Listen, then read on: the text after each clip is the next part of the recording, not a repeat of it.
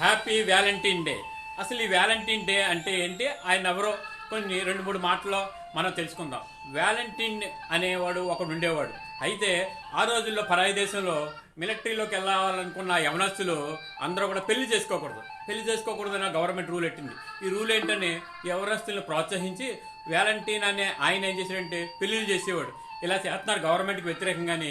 ఆయన ఏం చేశారంటే జైల్లో వేసాడు. జైల్లో వేసిన తర్వాత జైలు సూపరింటెండెంట్ కూతురుని కూడా అతను ప్రేమించాడు. ఆ మర్రిచెట్టు ఆకుల మీద అయ్యి కూడా రాశాడు. అగే లవ్ సింబల్ కింద వాడుతుంటారు మనోళ్ళు. హృదయం వేరు, మర్రిచెట్టు ఆకులు వేరు, బాగా గమనించండి.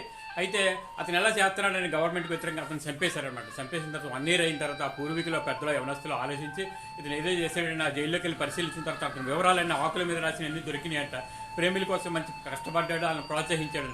అప్పుడు వాళ్ళందరూ కలిసి ఏం చేశారంటే ఈ వ్యాలంటైన్ డే చనిపోయిన రోజునే ప్రేమికుల రోజుగా చేసి అక్కడ వివాహాలు చేయటం ప్రారంభించారట. అప్పటి నుంచి దాన్ని వ్యాలంటైన్ డేగా ప్రారంభించారు.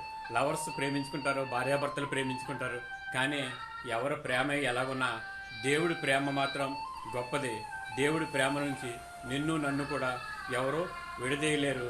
ఎవరన్నా ప్రేమిస్తున్నారంటే అది నిజమైన ప్రేమ కాదు, ఏదో చూసో అందమో ఆకర్షణో డబ్బో ఇంకోటో. కానీ నిజమైన ప్రేమట విడవక ప్రేమిస్తుంది.